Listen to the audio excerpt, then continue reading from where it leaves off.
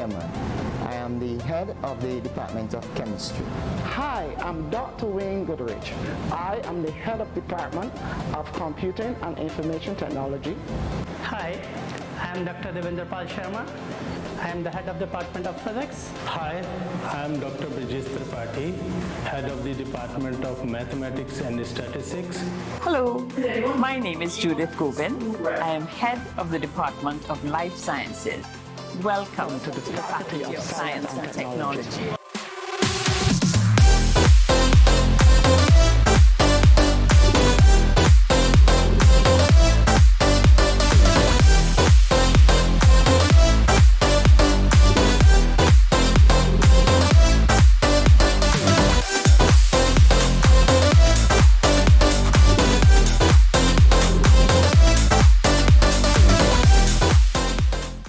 Good morning, everyone, and a very, very special welcome to all of you, our valued first-year students that are joining in on this morning's virtual session. We are so very excited to have you. I'm Gerald Alder, Manager of Student Engagement at the Division of Student Services and Development, and it is my absolute pleasure to be a part of the team today that is here to warmly welcome you to your faculty orientation as part of your first-year experience, or what most of you have already come to know as FYE at the UWI St. Augustine campus. Now, students, wherever you may be joining us from at this time, I want you to take a moment to congratulate yourself on being accepted to university and for being one step closer to achieving your educational goals. You are embarking on what will be a life-changing journey ahead, and we look forward to rallying with you every single step of the way. Now, students, we are truly, truly honored that you have made the UWI St. Augustine campus your choice to have your university experience. And under the theme, Discover Your Power, Create Your Future, we remain committed to empowering you and supporting your success in your first year of study at our campus and beyond through your participation in FYE. Now, this afternoon is especially important and exciting as you transition to your new family at our campus's Faculty of Science and Technology, which you will soon come to know as the great FST. That's right. Today, you will have the opportunity to learn so much more about the outstanding faculty to which you now belong, and you will also get a chance to connect with some of the dynamic people that will support you through your university journey. Now, as always, we encourage you to maintain an open mind, to take notes for the duration of the session. Feel free to engage with us in the chat, and of course, take advantage of the valuable information and nuggets of wisdom that will be shared with you. We join proudly with you today in saying welcome to the FST and welcome to the UWI St. Augustine campus. It is my absolute pleasure to introduce you at this time to Dr. Denise Beckles, Deputy Dean within the Faculty of Science and Technology, who will guide you through today's program. Over to you, Dr. Beckles. Morning, everyone. Thank you, Mr. Aldous. You're always so energetic. So glad to have such a warm welcome from you and everybody. Oh my goodness, all the FST people, welcome, welcome, welcome. We are so excited to have you with us today. Now, I'm so happy to see you here. Let me welcome you. Here I am in my office. My name is Denise Beckles. I am the Deputy Dean Undergraduate Student Matters. I'm also a lecturer in chemistry, so I'm not going to deny a bit biased on that side, but welcome to all our science people nonetheless. Today we are going to be spending a little time talking about some of the administrative stuff and trying to kind of get you oriented to the less pleasant part of being a university student, which is getting all this stuff sorted so you can get to all the good stuff. But before we get to that, I would like to hand over to our Dean, Dr. Brian Coburn, who would love to bring some greetings to you as well. So Dr. Coburn. Thank you for that, Dr. Beckles, as well as to Mr. Alder for that warming up of the crowd, as so to speak. Students, parents, guardians, academics, administrative, technical, and support staff, others, good morning and welcome. On behalf of the staff present with us online at this moment, and every treasured member of staff, which is to say all staff of the Faculty of Science and Technology, the FST, at the St. Augustine campus of the University of the West Indies, I bid you a warm welcome. We hope that you and your families are well. It really is our privilege to be a part of your higher education journey. All industries were rocked by the COVID-19 pandemic, but perhaps none so much as education. And right on the heels of the world's near recovery comes generative AI to disrupt processes once again in ways sometimes frightening, just as frightening as the pandemic. That's what the unknown can bring. In times like these, your decision to join the Faculty of Science and Technology can be seen as entirely appropriate and wise.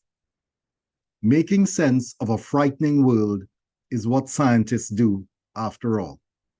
It says so right there in the job specs. Guiding us out of the pandemic safely required a team. Mathematicians to crunch the numbers and advise when to increase the stringency of public health measures and when to relax, and by how much.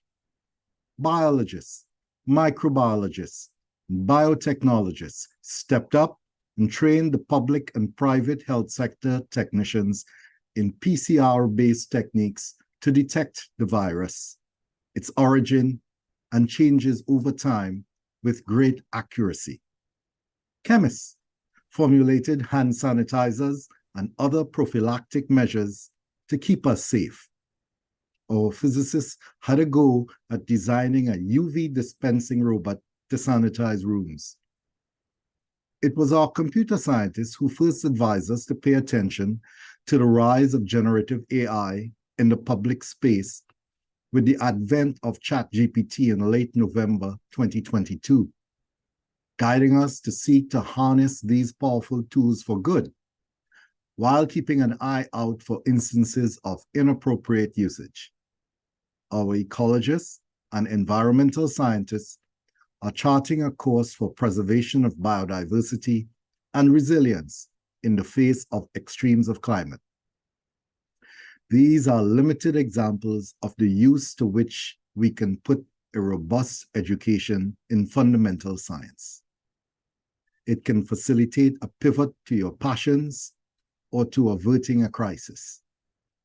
At a period when the value of a university education is being questioned around the world, university graduates continue to earn more than their contemporaries who never attended university. This is true everywhere on average. And UE graduates perform well when their interests take them across international borders.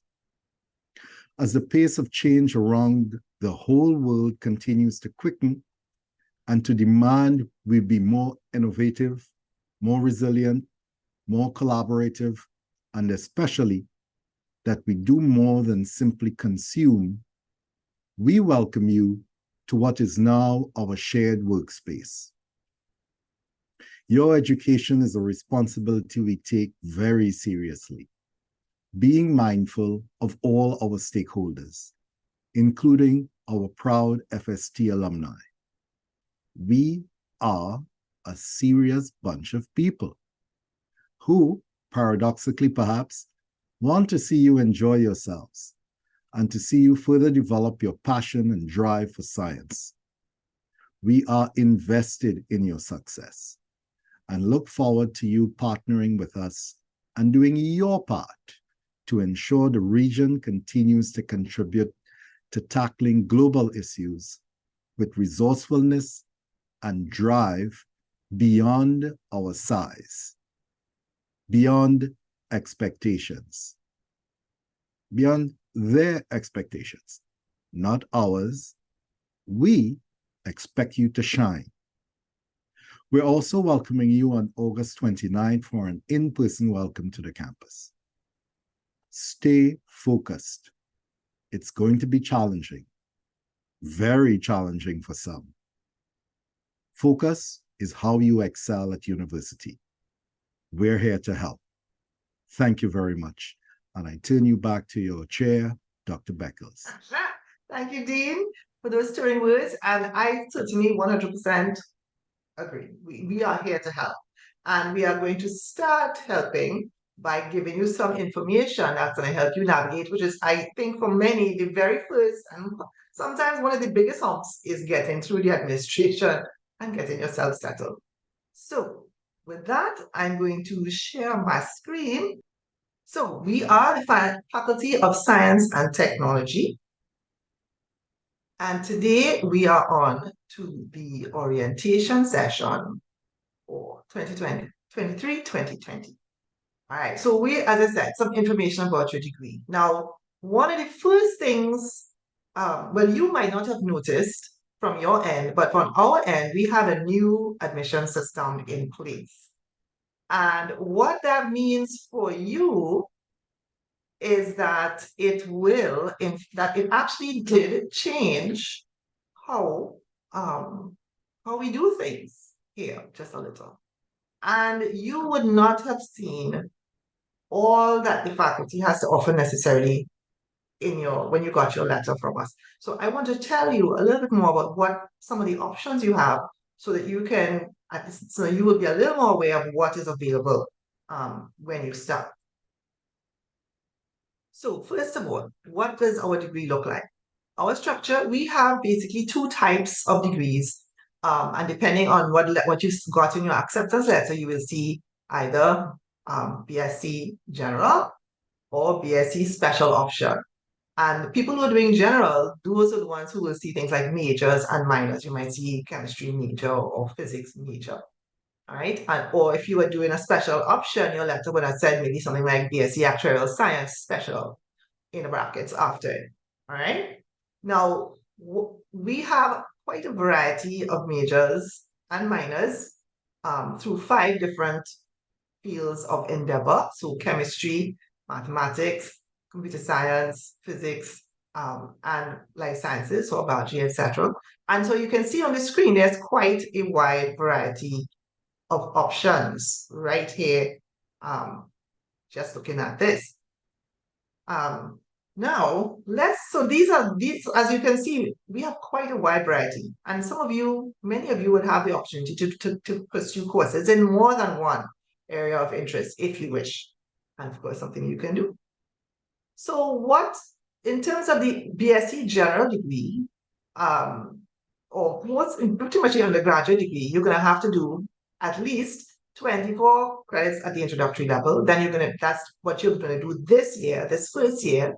And then we have advanced courses, what you're going to be doing in your second and third years. And that's going to be a certain number of credits at 60. You have some foundation courses and a new thing, a foreign language requirement course. And that is going to be also something that you're going to handle pretty much in your first year. And with all of those things, over the 3 years, you're going to be doing 93 credits worth of course. Right? You need to have at least that. Some of you are going to be doing more. Nobody's going to be doing less. So let's take a look about the specifics of our different programs. And in particular, I want to focus on the BSc General. And as you see here, this gentleman is building his wall, just like with those of you who are pursuing just BSc General, that is, you have the most flexibility, the most options available to you to basically build your degree to be that will fit you personally perfectly, depending on what you would like to go into in the future. So what do I mean by that? So let's take a look at why I'm telling you this is like, you have a lot of flexibility, a lot of options. Why can you build your own degree? Because the letter said chemistry or computer science, right? It didn't seem to give you much option. But in your first year, you'll be doing level 1 courses. Now, a course, of course, is the place where you will go. You're going to have to do a number of them. You have to do quite a few of them over the 3 years. That's where you're going to go. It's like you're doing chemistry. You'll be you'll be going to the classroom. You'll be getting assignments. You'll be going to lectures. You'll be getting exams, etc. in your course. And of course, each course is going to provide you information about a particular area. All right. And you'll do a bunch of them and you'll come out with a degree in mathematics. Now, I had mentioned the word major. Now, what a major is a group of 30 credits of specific courses that will give you in-depth information on a particular area. So if you do this particular set of courses, you will consider to have a major in biochemistry. If you do these particular courses, you will have a major in physics, right? And that is what you will have on your diploma. And so people will go out and be like, okay, yes, this person knows something about information technology. I can hire them as an IT professional. Credits speak to is the currency of your degree, basically. Each course has a certain amount of credit, which refers to basically how much time you will spend in the course. So if you spend 2 hours in lecture and 1 hour in tutorial every week, that's a 3-credit course. All right. And some courses have more. There used to be some that have less, but normally there are some that have less, but for the most part, in our faculty, most of them have 3 credits attached. Each course has 3 credits attached to it. All right, so you're going to see these terms on your, people will tell you about them and you will hear them later. So I want to make sure everybody's clear on what that is. So for the introductory courses, which is the courses you're doing this year, you have to do 12 credits for your major. In other words, if each course is 3 credits, you're looking at 4 courses for your major this year. You will also have to do another 12 somewhere else, right? And we'll talk a bit more about that later. In addition, we have foundation courses. Foundation courses are kind of like your Caribbean studies and your communication courses that you would have taken at Cape. They're general purpose courses, sort of to give you a more rounded approach. There are 3 of them, and you're going to have to do at least 2. Some of you, however, will also have to do the foreign language requirement, which is, as I said, a brand spanking new thing for us this year. And you will be required to do, depending, and we'll talk more about what happens there, a foreign language course with us, all right, as well. And that is going to be your first year. So most of it is going to be doing chemistry or physics or biology or maths or computer science. Some of it is going to be doing foundation, and some of you will be doing foreign language as well. So what is that foundation course business? As I said, they're like the Caribbean studies kind of thing, general knowledge courses. There are 3. Foundation 1101, Caribbean Civilization, which is sort of history. Foundation 1105, which is academic writing, basically. And Foundation 1301, which is law, governance, economy, and society, which is sort of, civics kind of course. You're going to have to have 3 foundation/FLR courses. Some of you are going to be doing 2 of these and 1 foundation for FLR. Some of you are going to be doing 3 foundation. That depends on your particular circumstance. Oh, and by the way, I didn't mention, if you want to ask a question, do drop it in the chat. There's a very well-experienced team waiting to answer your questions as quickly as possible. So now, the thing about 1105, you might actually need to take an exam because it has particular requirements whether you'll be able to do it or not. So let's take a look at that. That is called the ELPT, or the English Language Proficiency Test. In order to take Found 1105, and everybody is going to have to take that course, right? Every single person must take Found 1105. You must have at least gotten a grade of 1 or 2 in your Cape Communication Studies. If you did Cambridge GCE, you would have had to do general paper and you would have had to get a grade of A or B. Or if you did CSEC English Language A, of course, everybody has done that. If you got a grade 1 in that, you will be able to register for Found 1105, no problem, right? If, however, you have none of those criteria under your belt, you're going to have to take the English Language Proficiency Test before you'll be able to do Foundation 1105. The next test is in October, and the one after that is in February. Now, you don't have to hustle out right away and say, oh my gosh, October is right there, right? All of these foundation courses, you must do all 3, or you must have 3, either foundation and or foreign language, but you don't have to do them in your first year. You can spread them out throughout your career, all right? But if you need to do the LPT, it's wise, if possible, to do it as soon as possible. And as I said, the next one is in October. If you know you fall into this category and you are going to have to do this ELPT, you can get more information from that that email address that is down there at the bottom of the page about this test in October. Now, a little information about the foreign language requirement, because if any of you have friends, family who have been to UE before, they will not be able to tell you anything about this because they would not have had to do this. The students who are currently in level 2 and 3, they do not have to do this. You are the first batch, so lucky you. All right, so what this means is that you are going to have to do a foreign language course in your sometime in your program. You don't have to be a first year, but you might have space in your program in your first year for it. Then you can do it. And there are 4 options that you can choose from. And as you will see, we are moving away from the general French and Spanish. If you are an anime lover, you can take Japanese and actually understand what the anime people are saying. My own daughter is very keen on anime, so I can appreciate that. Now, some of you may be eligible for exemption from this foreign language requirement. So not every one of you is going to have to take Chinese, French, Japanese, or Spanish with us here at UWI. No Rajiv, no Korean. I'm sorry. Now, the exemption criteria are CSEC foreign language, grades 1, 2, or 3. So if you have taken a foreign language at CSEC and you have a grade 1, 2, or 3, you are exempt from FLR. If you have taken a foreign language at CAPE and you have a grades 1, 2, 3, 4, or 5, you will be exempt from the FLR.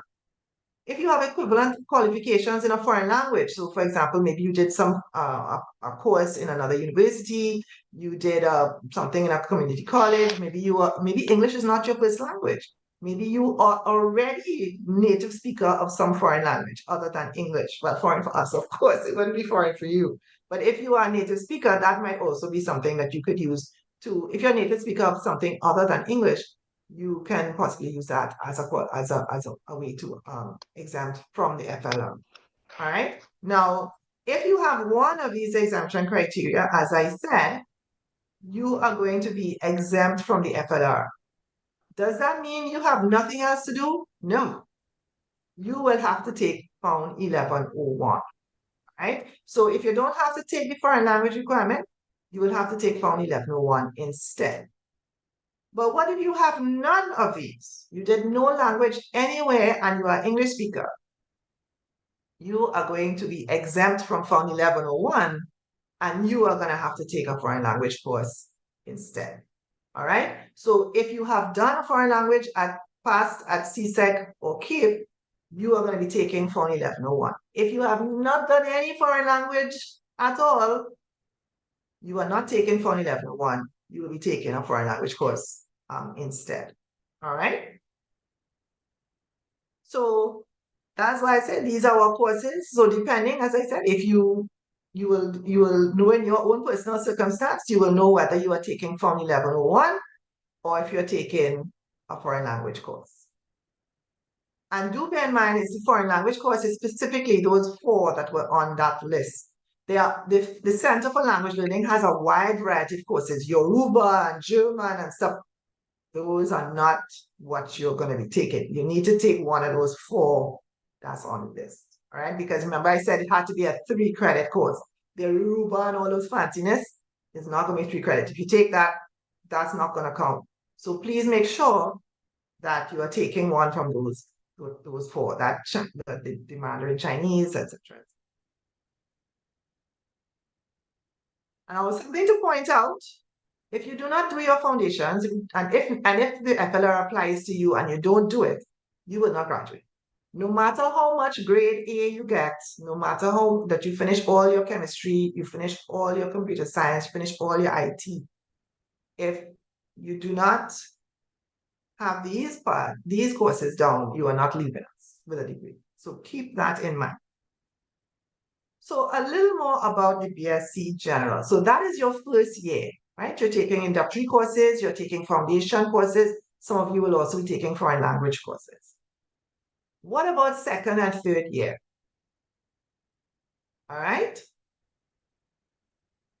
The levels 2 and 3, the advanced courses, though, and you have to do 30 credits of those. So generally about 10 advanced courses makes up a major.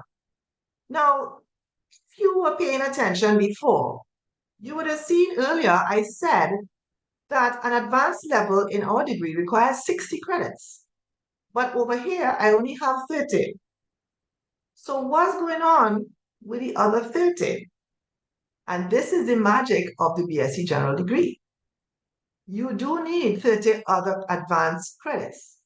And how you get them is what makes your degree so flexible, right? One of the ways you can get that extra 30 credits is by having a second major. So on the left would be the major you would have gotten on your letter, on your acceptance letter, the one that you applied for.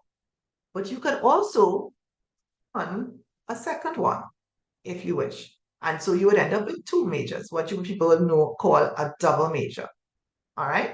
Now, what makes this even more flexible, you can choose that second major from any of the FST options that you are eligible to do. Because please, obviously, if you can't do physics major if you never did physics at all. All right. So please, obviously, you must have the requirements. But if you have it, let's say you did chemistry and physics at Cape, and you asked to do chemistry, you could add on physics if you wish. All right. But you can also take majors outside of FST. What if you have a hankering to be a dance, have a dance degree as well? It's not impossible that you could actually have a degree where major in FST, be a FST student, and do a major outside in social sciences or in humanities, etc. Now, if you decide you would like to do, however, a major outside of the faculty, all right, so you want to do chemistry and in international relations, you need official approval from both us, FST, your home faculty, and the faculty you want to join to take courses from as well. And you need to get that before you start, because you don't want to take all the courses, reach to the end, and then realize they ain't letting you do it, because then you're out a lot of time and money. Right? So that has to be approved before. And if you want to do that, you would apply at the end of your first year and before you start the second. Right? Now, that's one way of getting those extra 30 credits. But there's others. One of them is by doing a minor. A minor is a smaller group of courses, only about 5, that give you a bit of a flavor of a particular area. All right. You don't get as much information or as much training as you would with a major, but you get a little flavor, as I said. So I'm a chemist. I'm involved in the analytical chemistry minor. So it's a popular combination. Students do chemistry and analytical chemistry as a minor. All right. So since minors are 15 credits, you can do 2 minors. So you can do chemistry major, analytical chemistry minor, maybe biology minor as well, or biochemistry minor. You could adjust.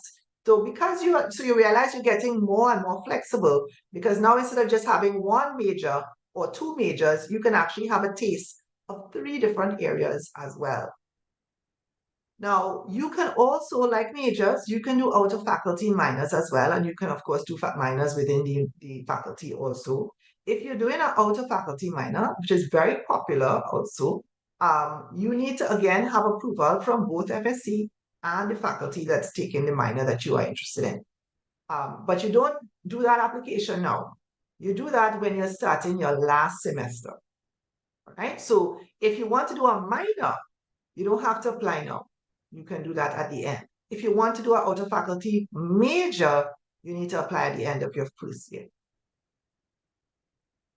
So what if you don't really like any of the minors you see, or you only like 1 minor? Well, you have the option of doing an even more flexible degree. Instead of doing a major and 2 minors, you could do a major, a minor, and 5 electives. Electives are simply just courses that you take, advanced courses that you want to take because you like to take it. All right? It could be it could be in courses in the same department that your major is in. It could be in other departments in the Faculty of Science and Technology. It could be in other departments throughout the whole university once you have the capability or the requirement, you have the background to do the course. The only thing with those electives is that they must be level 2 or 3. So in other words, they must be advanced courses. So yes, you could take a course in film with your biology major and get your degree. If you like to dance, if you like pan, if you like to take photos, if If you like to do theater, if you like to read poetry or do poetry, you can take courses that are along those lines and have them count towards your biology major, to your maths major. All right, which is why I told you this, you literally can design your degree to be whatever you like. Of course, within your options, option by the. All right. Now, last but not least, your most flexible option where you do one major and multiple electives. Right? So you can just do 10 courses, whichever you like. Now, when I was in undergrad, this was what I did. I was not UE, but this was the approach that I took to my own degree. I had one major, chemistry, and the other courses I just took them how I wanted. I took courses in music. I took courses in literature. I took courses in women's studies. I took Spanish. I just, whatever felt like it was fun and I wanted to would add a little interest to my life, I took it. So your options, if you go this route, are literally unlimited. Now, I see some things people are like, yes, there's a lot of information. Don't worry, it is recorded, and you will be going to your departmental orientations where you're going to be hearing more about this as well. So you're getting a first note now, then later you will hear it again. So by the time you're ready to actually register, you will have all the information you need. Right, it's not. Right. Now, what about the BSc special?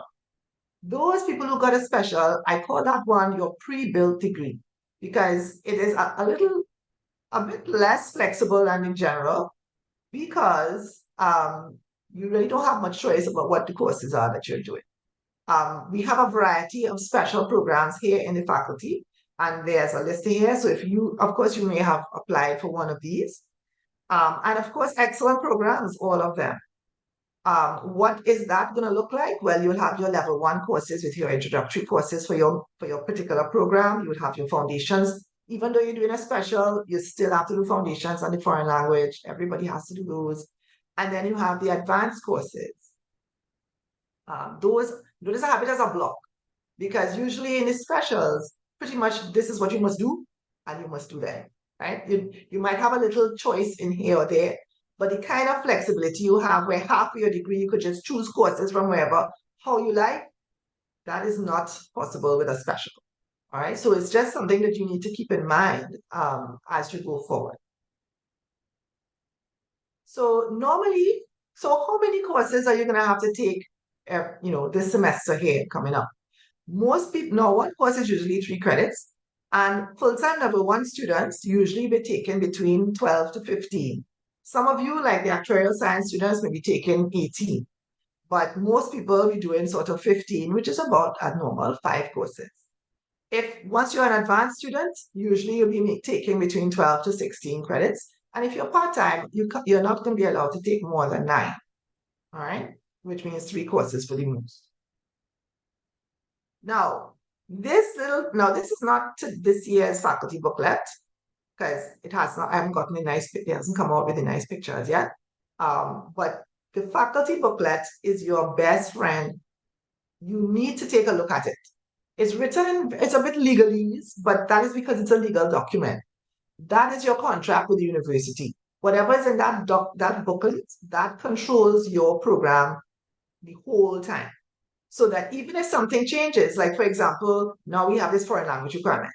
A student who started last year wouldn't have to do the foreign language requirement because last year's booklet said nothing about language requirement.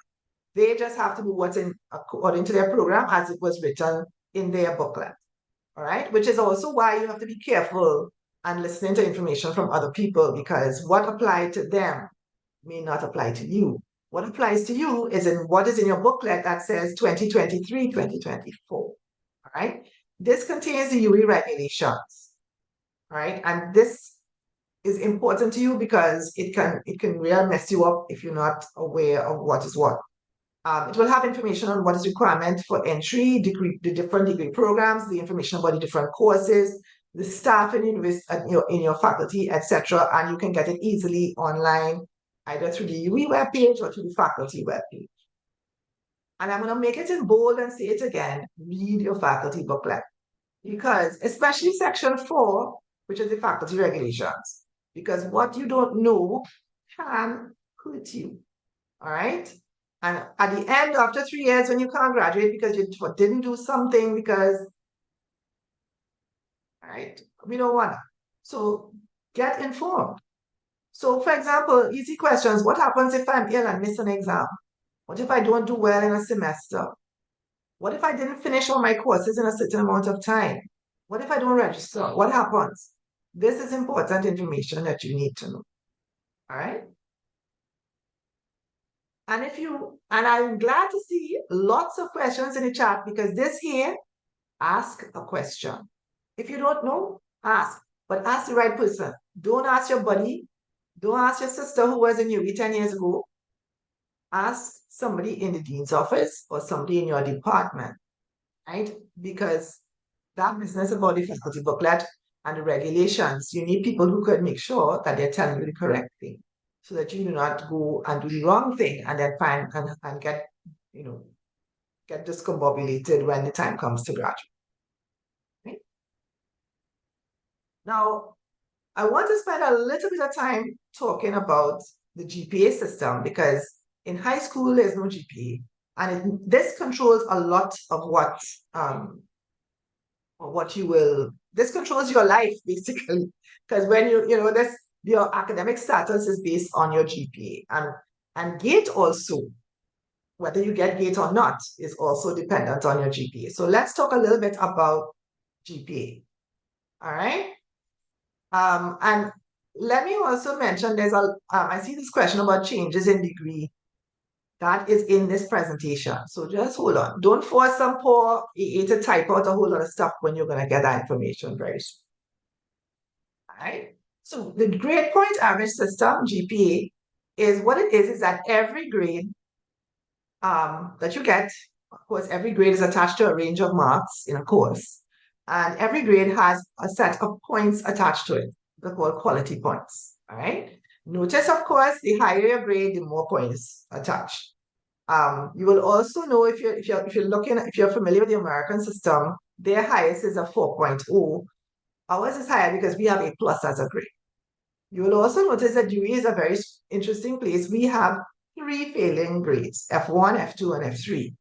And each of those has a different amount of F1 has a different amount of quality points. So depending on whatever grade you get, you will have a quality points attached to it. The grade points then is the number of credits that the course is times the quality points from the grade you got. And then the GPA, which is the average, is the total number of your grade points by how many credits you did. So of course, the best way is as an example. Let's say you did 3 courses. They are all 3 credit courses. In one course, you got an A+, so that would carry a 4.3 quality points. The grade point would be 3 times that, or 12.9. So that's a nice big grade boost, GPA boosting course right there. For the next course, you got a C. The quality points associated with that is a 2. So 6 grade points. The next course, unfortunately, you did not pass. You got an F1. 1.7 quality points associated with that, and your grade point then would be 5.1. The average then, your GPA would be the sum of all the grade points, so 12.9 plus 6 plus 5.1, divided by the total of the credits you took, which is 9. And so your GPA is going to be 2.67. So from this, you see how important 2 things are, obviously the grade, but also the credit weighting. So a bigger credit weighting course, if a course had 6 credits, it would carry a lot more weight in the GPA calculation than a 3 credit one. So if you are taking a 6 credit course, it's in your best interest, obviously, to get that grade as high as possible because it's going to have a big impact on that calculation. Now, why am I mentioning all of this?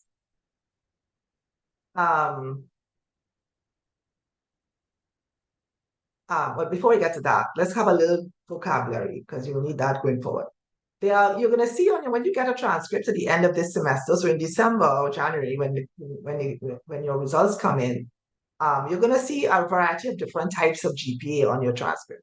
One of them is a semester GPA, which is your GPA that is calculated from all of the courses you take in one semester. So between September and December, you're taking all the courses you take in that semester, you will calculate a GPA for those. those 4 or 5 courses you're taking. You also have what's called the degree GPA or honors GPA, which is a GPA that's calculated from all of your advanced courses that you take throughout your whole career. So that's the at levels 2 and 3 courses. Your degree GPA does not include your level 1 courses. So obviously in December, you're not going to have a degree GPA. It will say 0 because you have not taken any advanced courses yet. You will only get, right? Lastly, we have the cumulative GPA or the overall GPA, which is the GPA for every single course you take, pass, fail, or what, right? And that's something to bear in mind, that your GPA is calculated from all the courses. If you pass it, you fail it. If you fail something, repeat it and pass it, it doesn't replace. All right, so everything is calculated in the mix. Now, what is that? Why is all of this even important to you? Because it will determine your academic standing. If your semester GPA, so in January, when you get your results, if your semester GPA is greater than or equal to 2, you are considered to be in good standing. And your transcript will say good standing, no worries. If your semester GPA is less than 2, your standing will be warning. Your program, your account will be put on hold and you will not be able to register for courses. And you will have to come and have a chat with me. All right? We're trying to avoid that, of course. And if your semester GPA, the following semester is also less than 2, you will be asked to leave the university. So, which is of course something we definitely don't want. Right? So you will note as we go through between now and Friday, you will hear a lot about systems in place to help you so that you don't end up in that position. All right? So let's say, so as I said, so just to explain what is this business about the withdrawing. If you are your semester GPA at the end of semester 1, so in when you get your results in January, your semester GPA is less than 2.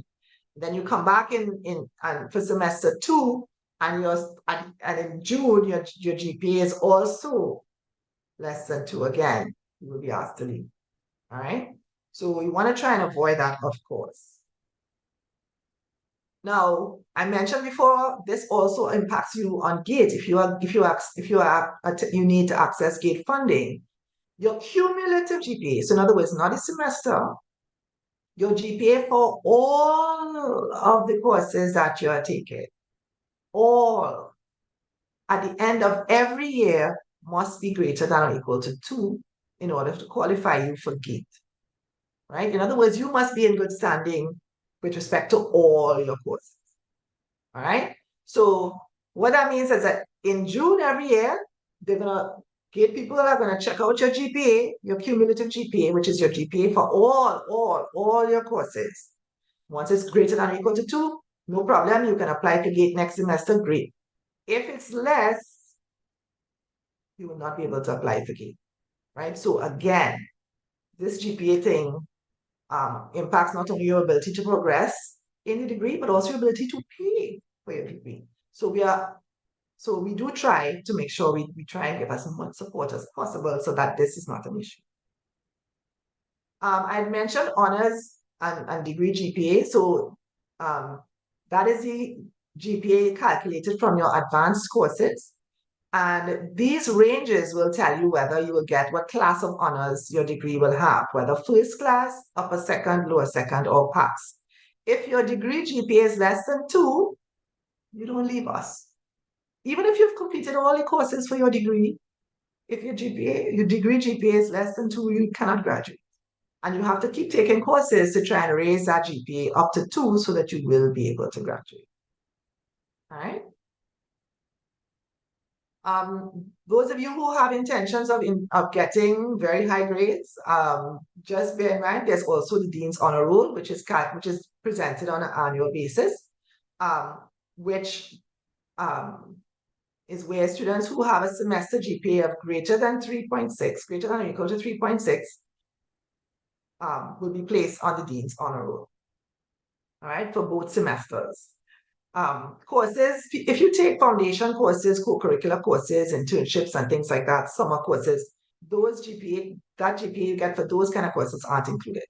But it's a nice fillet to put on your CV if to say you can say you're on the Dean's Honor Roll, because employers see that and recognize that as the kind of bump up as it is.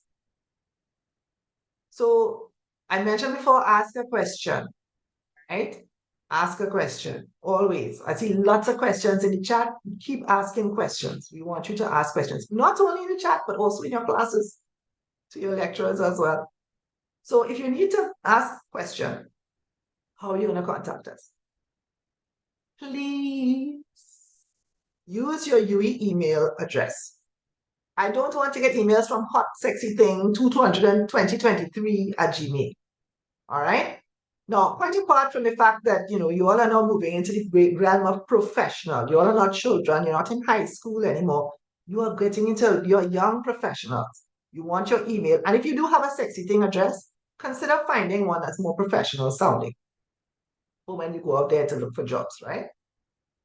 But for UE purposes, email address, please. I'm gonna have to take a quick sip. Bear in mind, there's a reason why we want you to do this. I could go, let's see. I see there's a question there from Kevin Ali.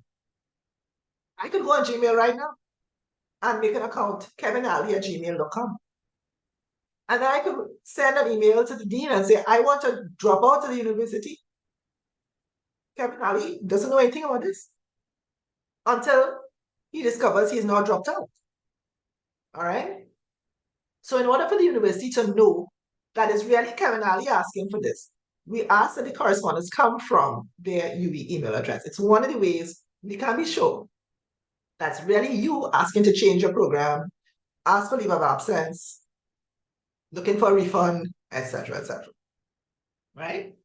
If you're sending an email, please ensure that you put your name on it and your ID number. Because believe it or not, I've had a situation with two people with the exact same name.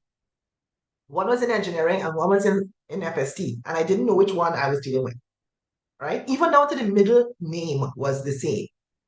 So please put your ID number on anything you send to us so that we can find your record and make sure we're giving you the right information.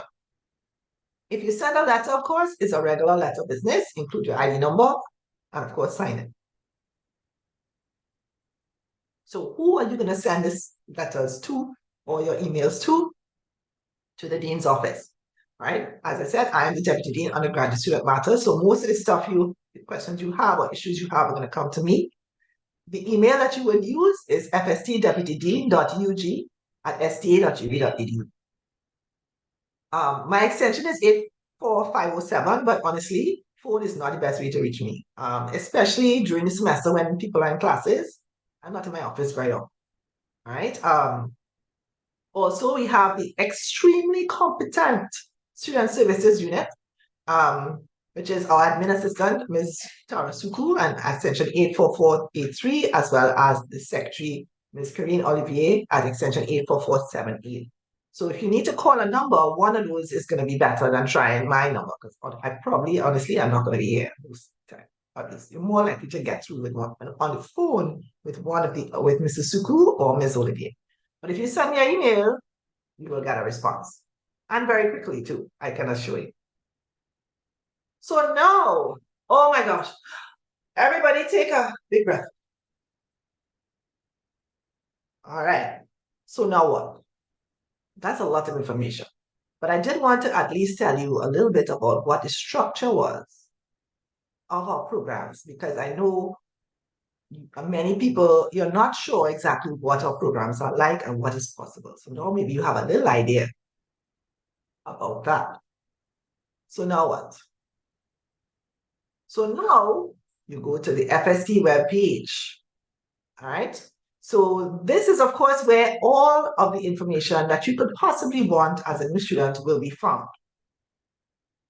All right, so this is what that page is going to look like. You will click on the new undergrad students in the menu bar on top, and you will end up with the welcome new FST students page. Now you'll see there are 4 areas down at the bottom. The first place you should click is the FST new student checklist. All right? That box on the left. This is going to show you the process that you need to undergo or go through to successfully sort out your registration so that on September the 4th, you are ready to go for your classes. All right? Where you are right now is right here, the faculty orientation. And by the way, this page in the web page, all those links are clickable. All right? Now, the next thing you're going to have to do, of course, is all the rest of this week is departmental orientations, all right?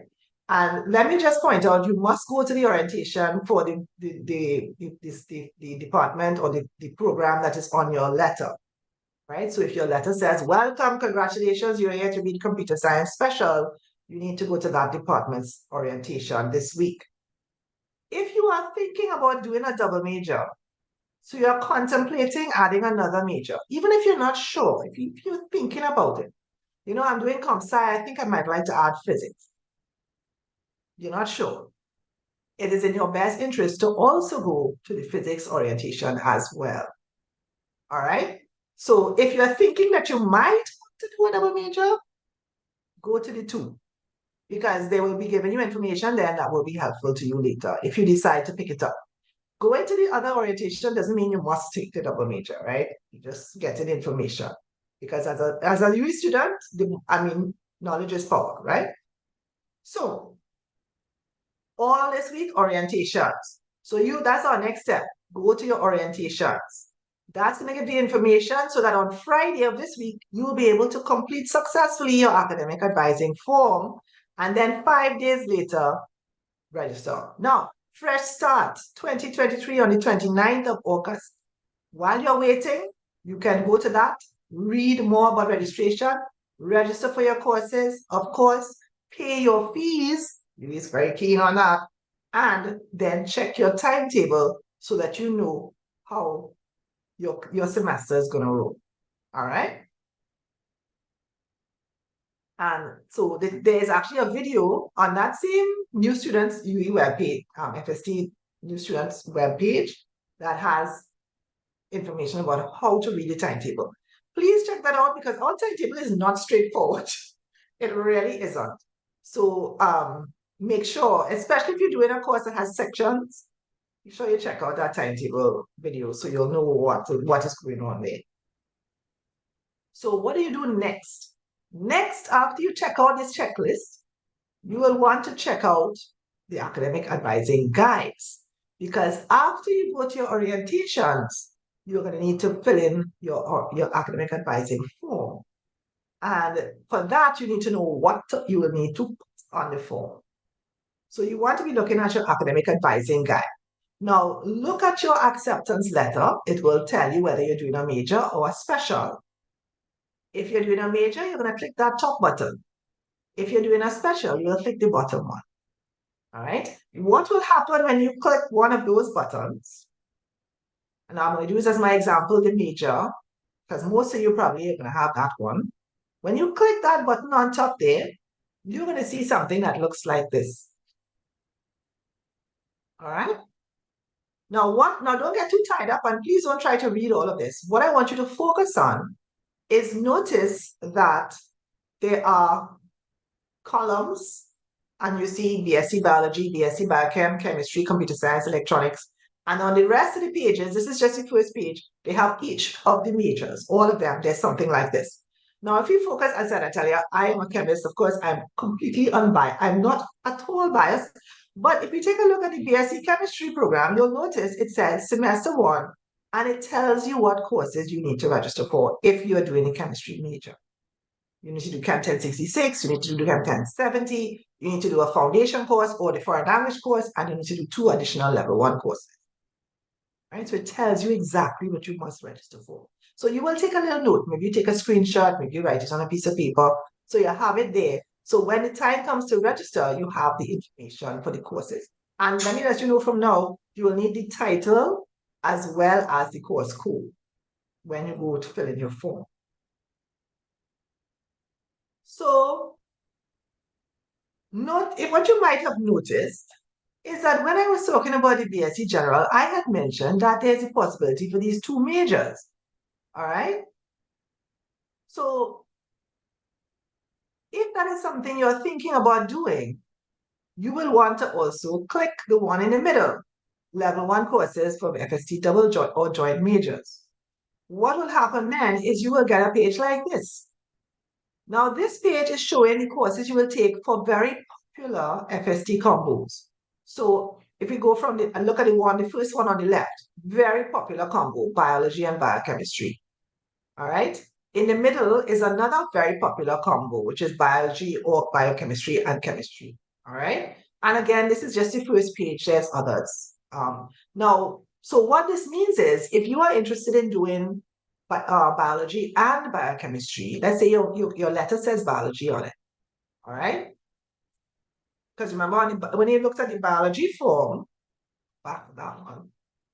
If you look at the biology form, it just says plus,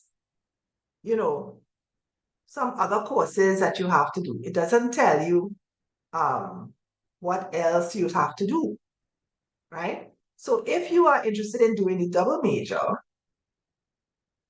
stop going the wrong way.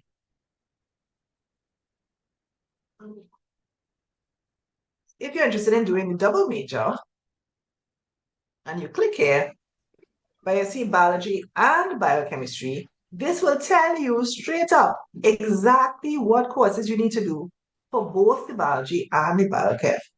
So you don't have to guess, you don't have to try and put them together, look at the chemistry one separate, look at the biology one separate, and then try and mix them together. No, you will have them there. So that is something that if you're thinking about going that route, this is where you will come to get the courses for popular combos. Now, if you choose an unpopular combo, there will not be a thing like this for it. So therefore, then you will have to go to your department to make your guidance to help you put your courses together. All right. And again, that department orientations, where my car is right there now. That is where you're going to get all kinds of information which help about which courses to take, when, how to do the change, all of that. All right. So you're going to get some light information on that here today, but very much more dense information on that in your orientation session. So don't leave those sessions out. So I saw a lot of questions about how to make a change. All right. Now you're going to have to fill in an academic advising form, which we'll talk about momentarily. You need to fill in the form exactly according to what is on your acceptance letter.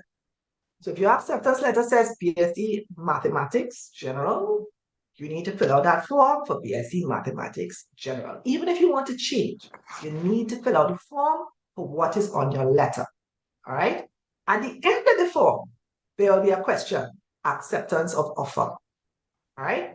Now, if at that point you wish to keep the major that is on your acceptance letter and add another one.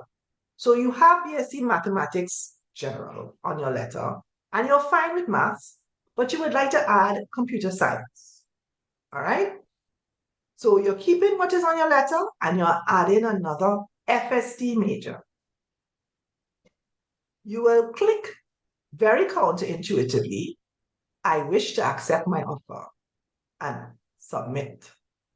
All right. What will happen then is you're going to go back to that double major academic advising guide page, right? The one I showed with all the bubbles, with all the courses and so on. You go back to that page, look for the maths and computer science, and in your form, you are going to put, well, actually, before you click submit, I guess, you have to go back. I now realize that's not me. So departments will go through exactly with the form and how it works. But what you can do is you're going to select, I wish to accept my offer. You're not going to click submit. You're going to go back to your academic advising, that guide, the one with all the bubbles, and you say, okay, I want to do math and computer science. So I'm going to write down all the courses for both math and computer science. I'm going to fill it in on the form and click submit. So what your form will say is math courses, computer science courses, submit. You do not need to change your offer. You do not need to change anything at this time. You will make that change later. All right? So if what you're doing is you want to keep the major on your letter and add another one, click I wish to accept my offer. Go backwards. Before you click submit, go backwards to where you have to fill in the form and put in the courses for the second major as well. Then you go backward, forward, and click submit. Where you're going to find those courses, remember, those courses are coming from the double major academic advising guides, right? But what if you want to change completely? You have mathematics on your letter, but you don't want to do math again. Or maybe you have mathematics special on your letter, but you don't want to do special again. Now that you realize, wait, there's this whole world of general out there waiting for me, and I really would like to do a double major with mathematics and music, right? Double M. So you want to you want to change, not add, but you want to change totally. So it's not maths anymore. You have math special, you don't want to do math special again. You want to change to math general. Then people, and only then, you will select, I wish to change my offer. All right? There will be a form that pops up. You fill it in and click, go back to the online academic advising form and click submit. So notice there are two forms on your right-hand side, the yellow side. There's the whole big academic advising form, which you're filling out with your name and you're uploading documents and all that. And then there's this little form about, I want to change my offer. You have to submit both of them, right? So make sure both of them get a submit, not just the little one. All right. Now, you need to wait for feedback at that point, right? If you say you want to change, you need to submit. You'll have to wait because we will have to check that your qualifications allow you to make that change. Because you could come in and say, yeah, I want to put this in, so I want to biology. I mean, tell me I know biology, right? So we can't just say you want to change, yes, sure, go ahead. If you say you want to change, there will be a wait time while we go through, determine whether you can in fact make that change. And then we will let you know, yes, you could make that change. We will organize the stories and you can go ahead with your registration. All right. You don't need to do, I saw that there, out of the corner of my eye, I saw the minors. Don't do nothing about minors now. Minors don't start until year 2. So you don't have to worry about minors at this point. So please do not fill out this form if you want to add a minor. That's not for now. Minors is for second year. Okay. This time, what we're dealing with is your program. So I'm just going to repeat because this is really important, right? To maintain sanity of us here, of the poor people in the dean's office who have to review all these forms. If you do want to make a change, now if you don't want to make a change, you will just click accept your offer and continue, right? If you do want to make a change, if you want to keep your major, but add another, right? So what is on your letter, you're keeping it. You're keeping the maths, which is on your letter. You want to add chemistry to it. Fine. You will still click, I wish to accept my offer, right? Because you're not changing what is on the letter, right? And you will, but what you will do though is go back, look for those double major options and choose the correct courses and put that on your academic advising. Then you click submit. If you do want to change your major, so what is on the letter is maths, you don't want to do maths no more. Then, or what is on your letter is actuarial science special, you don't want to do that no more. And you want to change to maths. Then you will select, I wish to change my offer, fill out the form that pops up, submit everything, and wait for feedback from the faculty. Right? If you want to add out of faculty majors, remember that doesn't happen until after your first year. So you're still, in that case, you're still going to be on the left-hand side with the blue. Even if you want your other major to be out of faculty, it doesn't matter. That's still on the blue side. You're keeping your major, you want to add another. So that's on the blue side. Right? So you don't have to click, you just click accept and move through. So what is I there talking about academic advising form? That's the third button. Right? This form is not active now. It will not be active until after you have all the academic advising sessions have happened. Because I know if this was active now, you all would all rush out and want to be clicking this, and you have not sat in your academic advising sessions in your departments. Right? Don't deny, we know this is true. So if you click here now, what will happen is you will see this. Right? The academic form is now closed because it's not opening until Friday at like 12 or 1 o'clock. This Friday coming, this Friday right here, but Friday in the afternoon it will be open.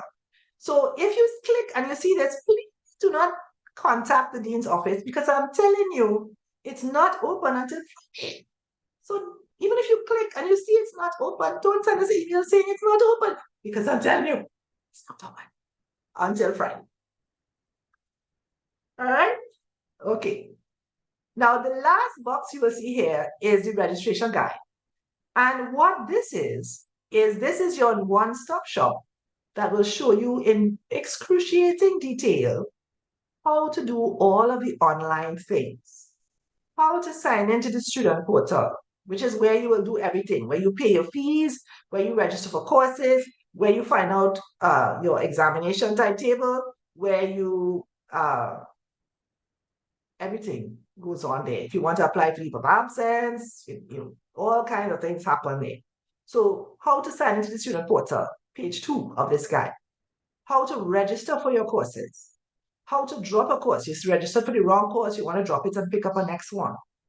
How to print your fee sheet, because of course your fees must be paid. What issues to do with paying fees and financial clearance, which is critical.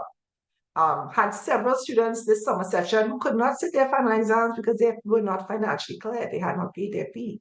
So they came to the exam and were turning away. You don't want to be that person, right? That's unnecessary stress. How to do lots of things. If you need help, what to do. So this document here will, and as I said, excruciating details with pictures, right? Exactly what to do all the things you need to do. Once you know what courses to register for, you can come here and know how to register. But before you reach here, you need to know which courses to do. And that is what the academic advising guide is for, that bubble sheet. That is what your departmental orientations are for, so that you know what to register for. So when you come here, you're registering for the right thing and you're good to go for the semester. So with that is it. So there's a lot of information there, but there is a recording, so you will be able to access that later. I want to encourage you, because the dean spoke about this right at the beginning. I want to encourage you, take full advantage of not only the academic stuff that we have here, but also the not. Because don't be that person who just comes for their one lecture for the day and then goes home. The university is an experience. I loved my experience. I love my college days. I love them. You meet all kinds of weird, crazy people. You have weird, crazy experiences, and you have things you can tell your grandchildren, and they'll be like, "Nah, man, that didn't happen to you, Granny." Yeah. About the time where I had to beat down some guy who was trying to, banging on the door and wanted to harass my roommates, and I had to tell him, "Get me here, I'm not coming out." Blah, blah, blah. Yes. I know I look calm and but yes, I had to get on Wasi with my roommate's ex-boyfriend at the time. You're not gonna get that when you just come for the class and go home. All right. So take advantage. You're gonna have to take all the courses. You're gonna have to do all the assignments, do all the labs, do all the exams, get all that stress. You don't want to have all the unpleasant experiences at uni and none of the nice ones. You want to have come and have some fun, play some cards. I wouldn't say, go to some parties, join some clubs. The faculty is full of them. Enjoy yourself as well as study hard All right, so I fully endorse the Dean's comment. Take full advantage. The university has lots of opportunities, not only academic ones. So, you know, maybe you want to learn, pump some iron in spec or, some and ogle fellas in the gym, that, you're doing. That's what you want. You want to have stories to tell your grandchildren. And if you don't have nothing to tell them, if all you do is come here for your one lecture or your one lab and go, oh, it would be a very boring story.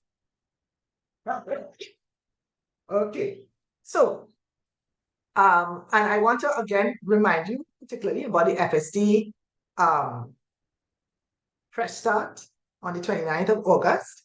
That is a face-to-face session that's a live in person, that's not online. And two, just to bear in mind, unfortunately the room is very large, but we only have space for you. We cannot ask, we can't have any guests as well. So please, it's really, we're inviting only students, right? So parents and well-wishers, we would love to have you too, but the space just does not allow. So we're only gonna have, so just want to remind folks of that. So with that, I think that is it. As it for me. So I see some questions. I will just kind of eyeball some of the questions I see, and you see their faculty is excited to host who we are. And I believe at some point, DSSD is also going to put a survey, because we always like to make sure we get your feedback and see if we can improve anything. So that's going to be in there somewhere as well. So you're going to see lots of things going on over there. I see a question there about somebody asked, if you have a CSEC pass, can you still do the foreign language requirement course? Honestly, I can't answer that question. I don't see why not, but you would still have to do the foundation. You wouldn't be able to do the foreign language course in place of it. All right. So if you, let's say you did CSEC French and you still want to do Japanese, you would have to ask the faculty of humanities and education, the people in foreign language that handle that program, and see if you can do it. But if you do it, you will still have to do you'll have to do the foundation, no one. You wouldn't be able to do it in place of the A-level. Financial clearance, Anderson, once you are financially cleared as far as the university is concerned, there's nothing else for you to do. But you would not have paid your fees as yet, because you have not gotten fee sheet and all that stuff there. So the university, the financial clearance from the university is different from GATE. Once GATE is sorted, then when you come to us, you will do your thing and they will all move together. But until you are financially cleared by UE, you will not be able to, you will still be able to, you wouldn't be able to, that's what you're looking for. Any questions about GATE specifically though, guys, you need to check with GATE. GATE is a very strange organization, and we really can't advise you about how to do things that refer to GATE. You need to check with the GATE people. And one person's, if you need to access GATE in order to pay for your N1, then you will need to access that before you try to pay your fees. Yes, departmental orientations, don't forget. And as I said, if you're planning to do a double major, you want to make sure you go to both, even if you're thinking about doing double major. Yes, biology falls under life science. Textbooks in the bookshop, in the UE bookshop, which is it's at the north gate. So when you're coming in from the main road entrance, the bookshop is right as you come in the gate, is on the right-hand side. And with respect to the portal, if you mean the student portal, I think you can log in. I think you can go there now. With respect to the faculty's academic advising form, that opens on Friday afternoon, and you just go to the web page. In fact, let me what I could do is I could show you that one time. All right, so the UE web page, you find FST, you find new undergrad students, and your online academic form will show up here. All right. All right. Yeah, so lots of information. I see something in there about the pit runs.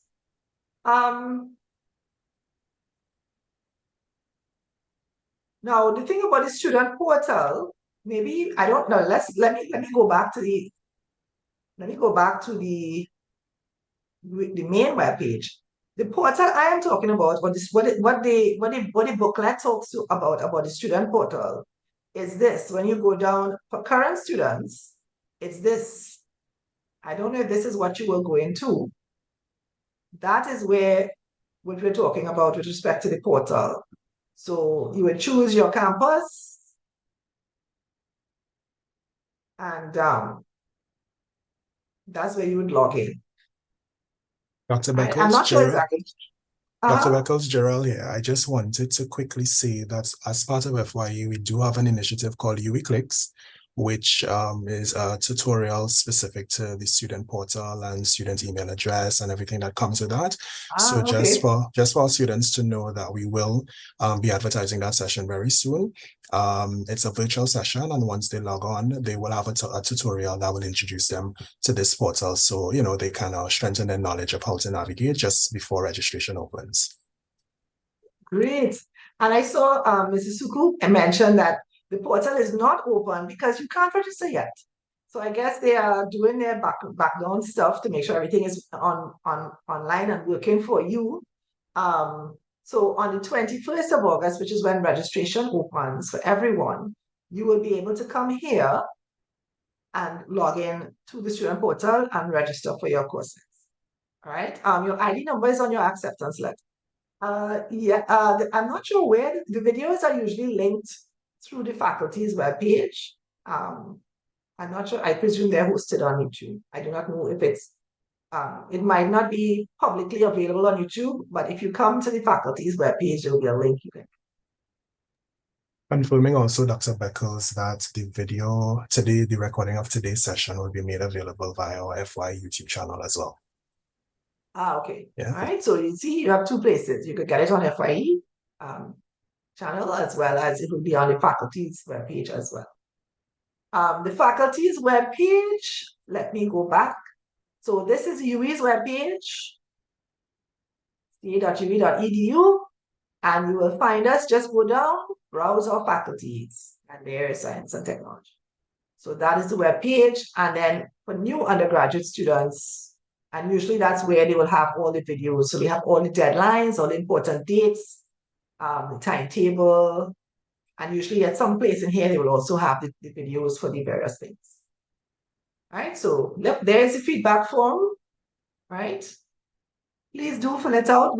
I know sometimes people get formed out, but we do actually pay very close attention to your views, and we do utilize them in future. I think most departments will usually split them up. So for example, you might have a session with everybody in your department, and then you would split off by major. So people like departments that have lots of different majors like life sciences and so on, you would kind of distribute yourself. So you'd have a session with people who are doing biology, session with people doing biochem, people doing ESST, people doing environmental science, etc. If you can't attend the orientation, all the orientation sessions will be recorded also, and they will also be available on the faculty's webpage as well. So yes, that information will be available to you also. Yes, your medical forms, you can email them. That is a very good question. I cannot answer that. The in-person orientation on Thursday. I don't know if somebody in that department can respond. Sure, Dr. Beckles.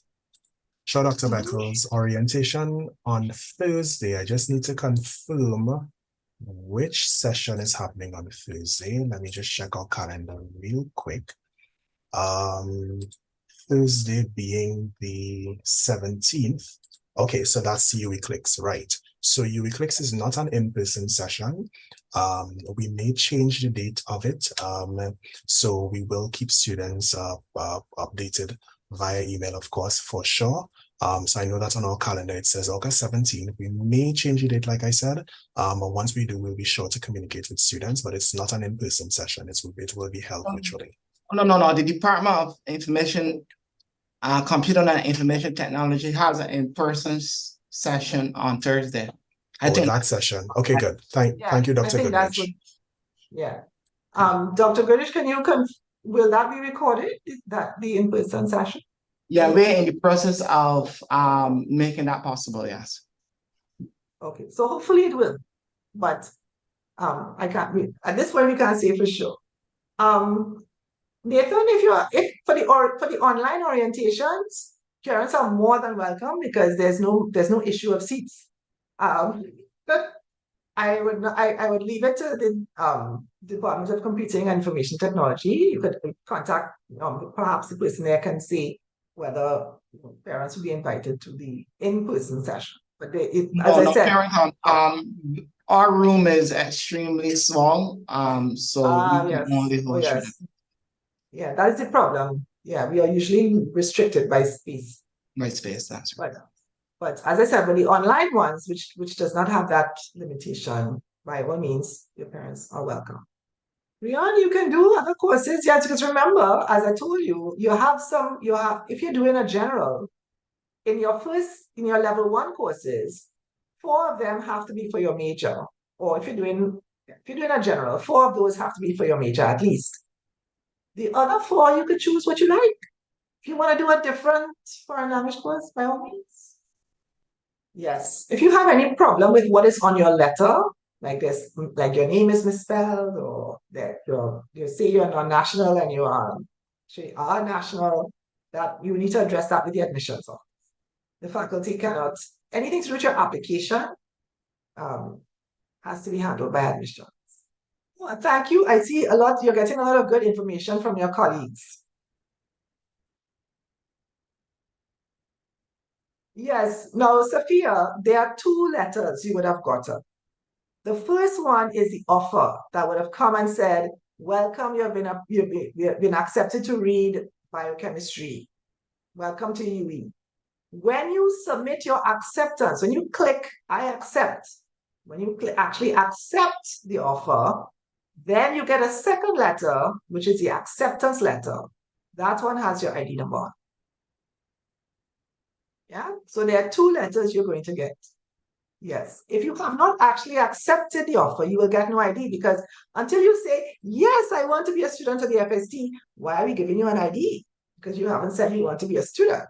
So you have to accept the offer formally, and then you will get a letter with your ID.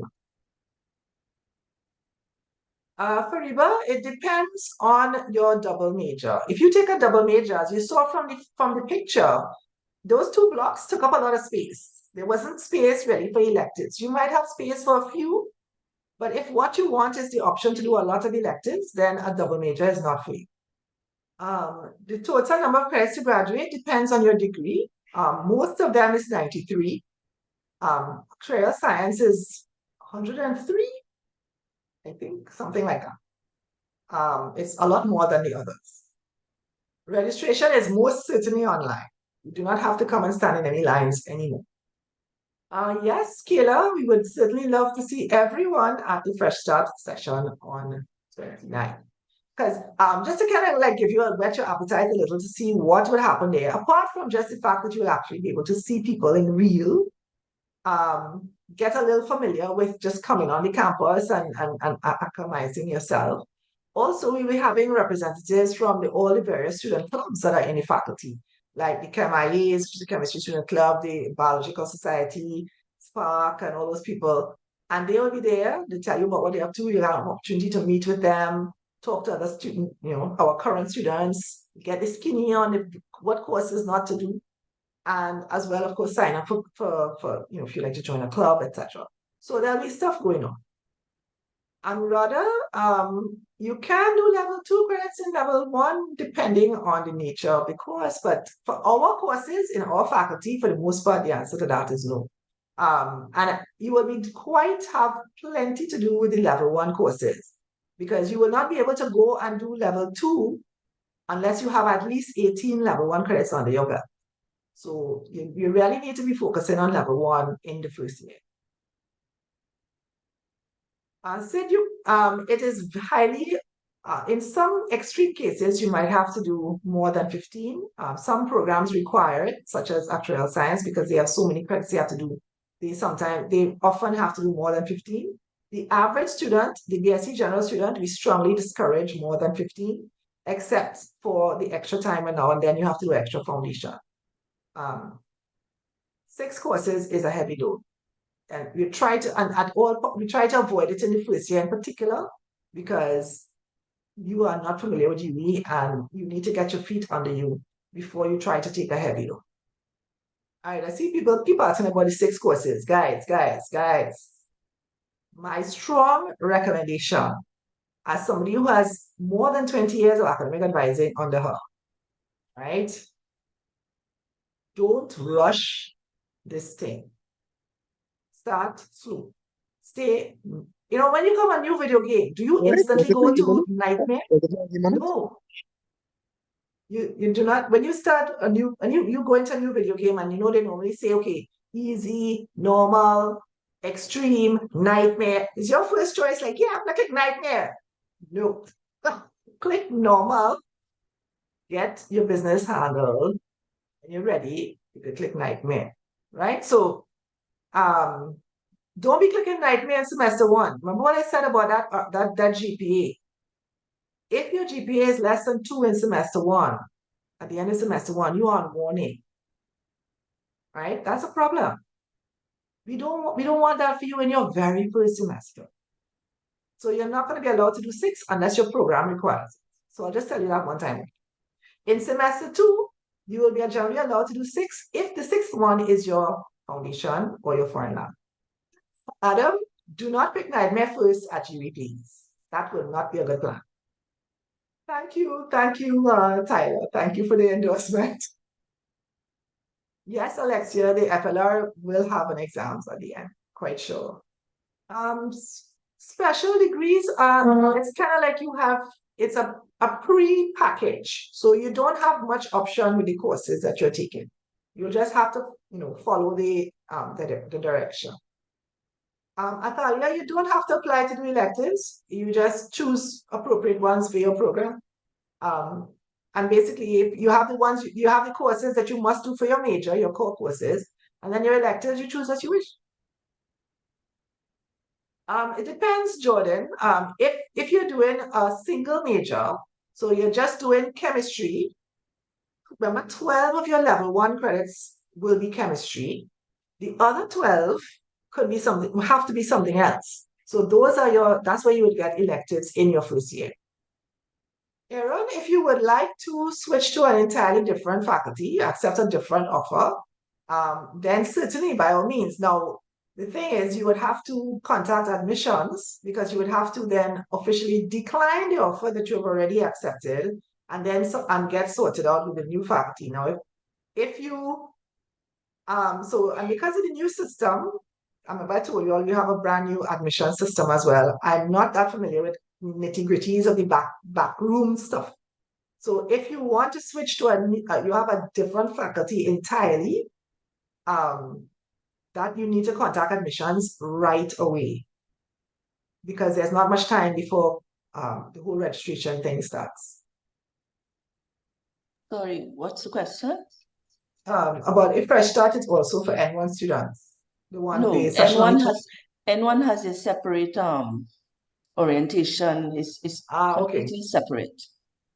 Okay, all right. Okay, so there you have it. The N1 sessions, they have a variety of stuff for you, but that's separate from the stuff from the. Now, I'm glad to see the N1 people here because it's nice for you to see what is possible when you finish your N1. You can then come and now you know about majors and minors and how you can choose your courses and choose your program and all of this stuff. So you'll be prepared well in advance. When you're done with your N1 and you come through, you will have all that information already. So I'm glad to see all the N1 folks here. But you will have your own sessions with Ms. Jules, who manages the N1 program.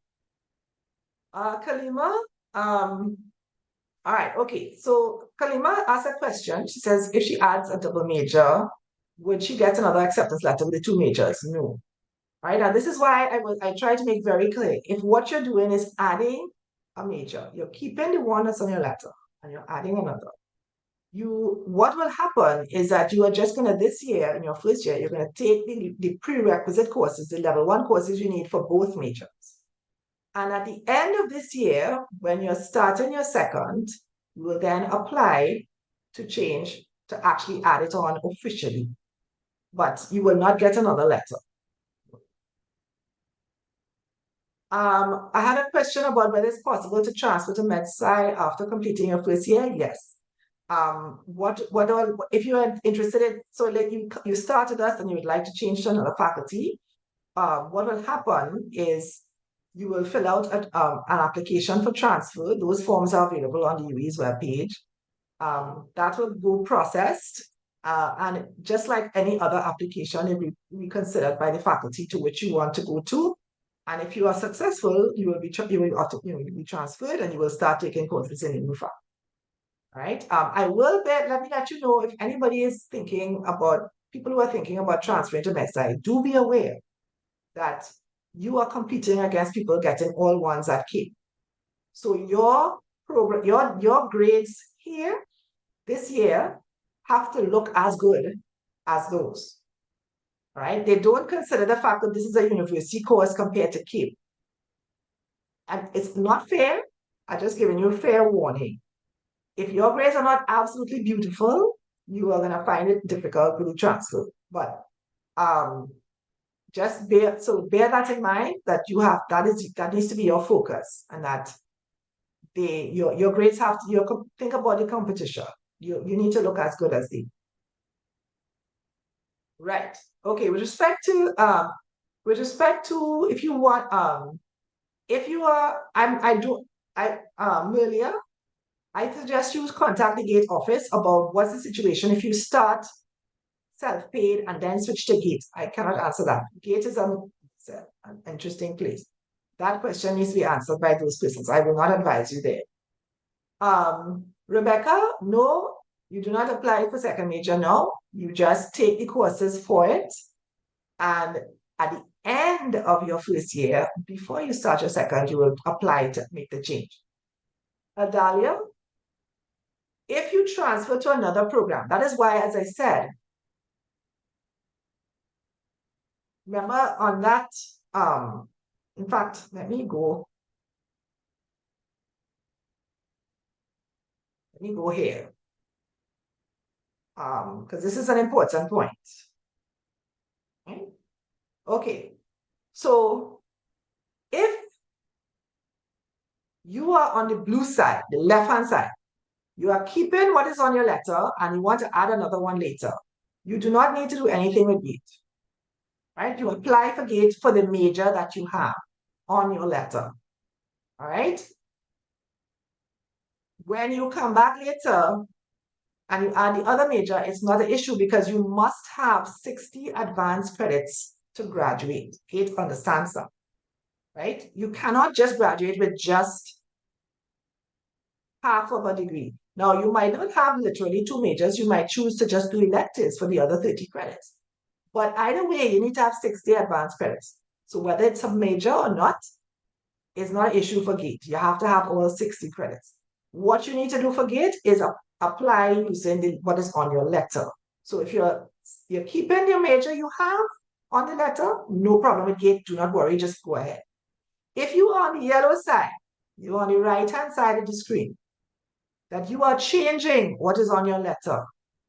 That is why we ask you to fill out the I wish to change my offer form, because you will need a new acceptance letter for GATE. Right? If your circumstances, you're on the left, you're happy with what's on your letter, you just think you might want to add, there's nothing for you to do. Just go straight ahead with what you have. If you are on the yellow side and you want to change what is on your letter, then you need to select I wish to change my offer. You will go through, and if necessary, and if you are able to make that change because you have the qualifications for the change, you will get a new letter with your new information so that you can carry that to GATE. Because Caitlin, for the Dean's List, your normal load for 15 credits is what are called faculty courses. The foundations are separate. So you will be, those 5 courses that you're normally doing for the semester are things like your biology and maths and physics courses. If you have to do a foundation, usually that would be a 6th. So yes, it is possible to get 15 credits without foundations. Kadisha, yes, if you want to do a double major from another faculty, you would need to take the level 1 courses this year. The same way, like if you're doing 2 majors in FST and you'd have to do chemistry level 1 and math level 1. If you're doing chemistry and psychology, you will need to do chemistry level 1 and psychology level 1. I can't advise you as to what those courses are because, of course, that's not my faculty. So you would have to investigate that to yourself, go to the faculty of interest, look at their faculty booklet and see what courses you would need to take.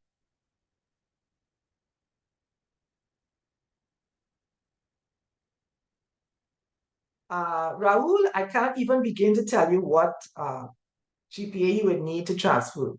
All I can tell you is you need to try your best to make those look as high as possible. That's really all I could do. I couldn't say, well, if you get 4, nope, I can't. The people getting all 1s in Cape and still don't get through. So, I really can't say. Yeah, GATE. Yes, at all possible, as much as possible, check with GATE for everything. The Zoom links are not generally going to be emailed. They will be on the faculty's webpage. So let me share that with show you that. Okay, so just check. So here we are at our welcome page. Remember that first block I was telling you about the new undergraduate student checklist? When you click there and you get the roadmap, when you click on the departmental orientations link, it will bring up the page that has all the orientation sessions. This is one we're in right now. And then you can click on the appropriate department.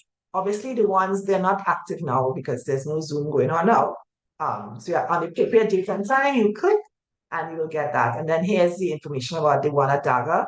Notice there's no link because it's in person. And same for DCIT as well, the computer and information technology, right?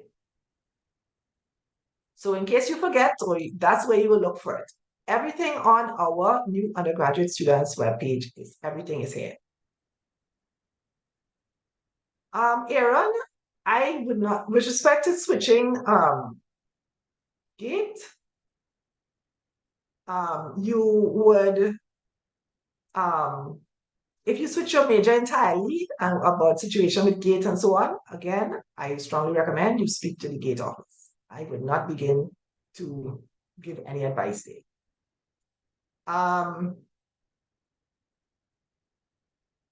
Now, I'm seeing a lot of people sending me direct messages. Please note that if I happen to not see your message, nobody else will see it and nobody else will be able to answer it. There are about 6 or 8 people on this call right now who could answer questions. So if you send it to me personally, you may you might actually not get an answer. Just listen. With respect to insurance, Aaron, the acceptance letter is what UE that's what UE gives. I do not know what else. I don't know what else to tell you. That is what you get. That says you have been offered a place at you have accepted a place at UE to read whatever. If they want something other than that, I cannot even begin to say. You would have to ask them to tell you exactly what they want, and then you could see if we could assist. But it may be, again, the difference between the offer letter, which doesn't have your ID on it, and the acceptance letter, which does. I don't know. But there's nothing else that the new students get. So I don't know. I'm not sure. If people who are interested in the BSc biology specializations, that change does not happen until the start of your 3rd year. So just go ahead with your biology courses. And when you're starting your 3rd year, that's when you add on specialization. Rebecca, no shuttle schedules and things like that, that's not handled by FST.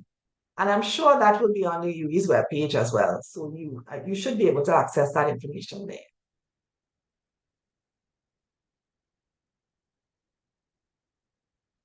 Sergio, with respect to coming to the school, if you're a foreign student, well, a non-national Trinidad and Tobago, I'm sure there must be, admissions must have a section for the international students. I'm not familiar with that process. You would have to check with that office.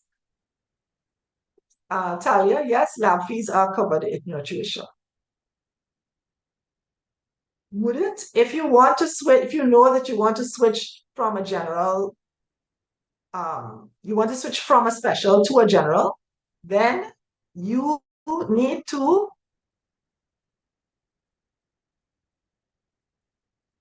would it? This one is for you. If you want to switch from a special to a general, you are on the yellow side, on the right. You need to select, I wish to change my offer, fill out that form that pops up, etc. This will all happen when the academic advising form opens on Friday. Robin, no, you don't have to register for this event on the 29th. Just come as you are.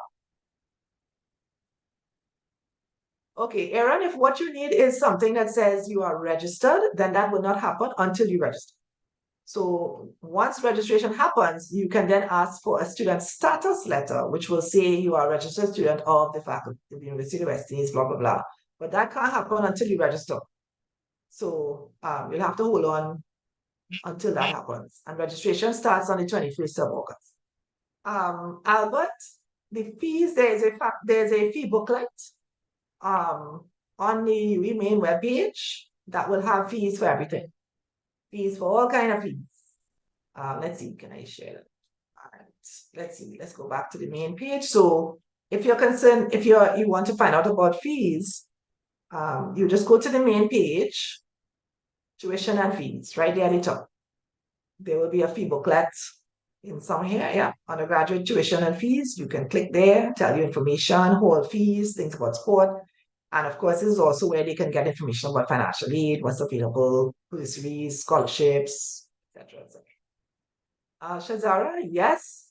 If you want to add a major, remember,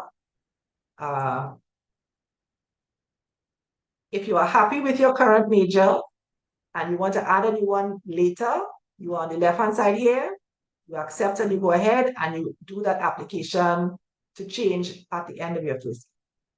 Sometimes there are textbooks that you must have, sometimes they're just recommended. That will depend on your course. I think applications have ended, but you can still apply. You might, I think there's no harm in applying. But I think it may have closed. It was 11th, I think, of August. Yes, full time. Okay, good. So Mr. Ku is saying no, the application period hasn't been extended until August the 18th. So if you know somebody or you are somebody who would like to finish the application, started and didn't finish your application, you still have 3 days to sort it out.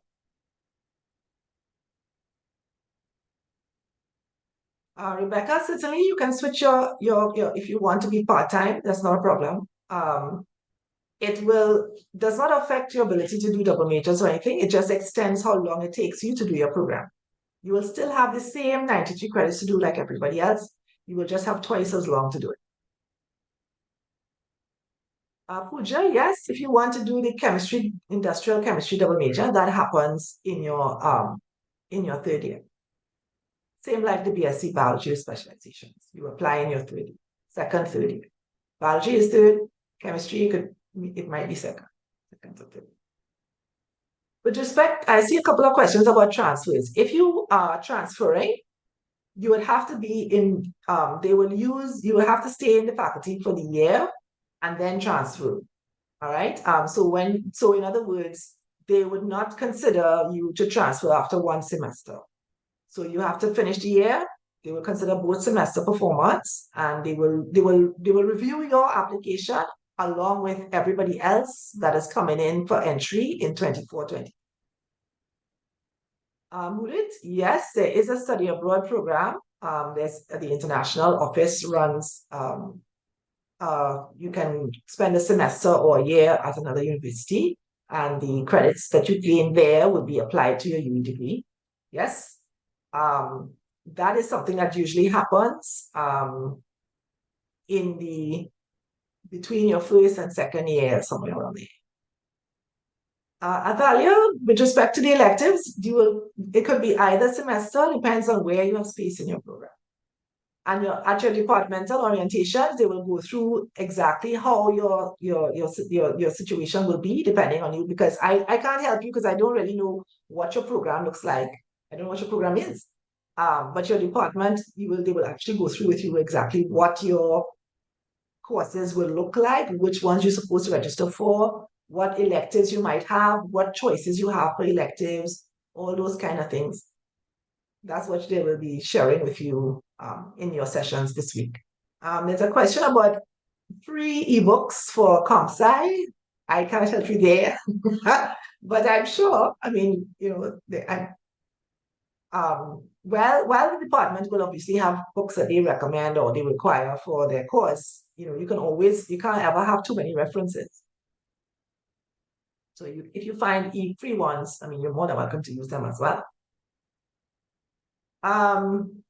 Varsha, I believe there's a mechanism where you can request special leave to go off and do, representing country and so on and activities outside. I'm not sure exactly what that process is, but it does exist. So yes, it does happen. I think you basically get like a mini leave of absence. All right. Okay. All right. So we're actually at 12 o'clock. So we are 2 hours on the road at the moment. All right, remember, question about minors and majors. Remember, the only thing we are concerned about today is dealing with changes to your major. Minors, you will add those later, right? You don't have to worry about that at this point. Now, with the exception of, now, if you want to do a minor, you don't have to do anything with the change form. You don't have to change, I want to change my offer, I want to add a minor. No. But you will need to take the appropriate courses in your level 1 that will allow you to do your minor. Now, let's say you're a biology student and you want to do a biochemistry minor.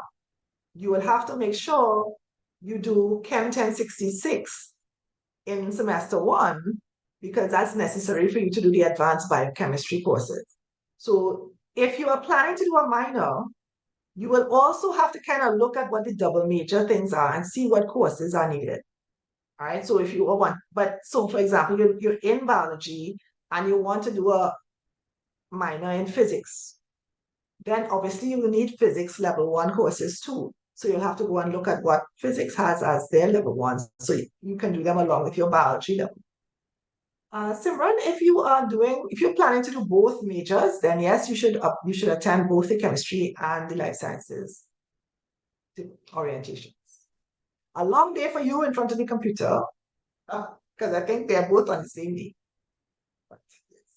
Leah,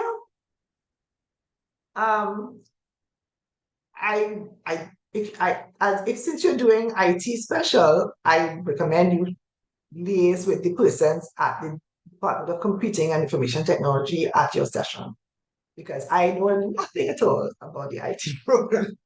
If you had asked me about chemistry, okay. Well, we've been going for 2 hours, so I think I'm going to call a close. Let me thank you all for coming out, for all asking so many very useful questions. I look forward to seeing those of you who are doing chemistry will see me tomorrow morning. And I look forward to meeting everybody at the one on the 29th, because I will be there. So I look forward to seeing you all then.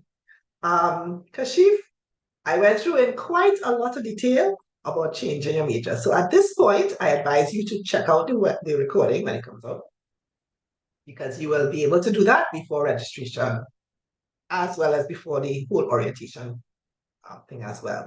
And in your orientation sessions, they will also go through with you in excruciating detail about how to make that change. So don't worry about it right now. All right, so thank you.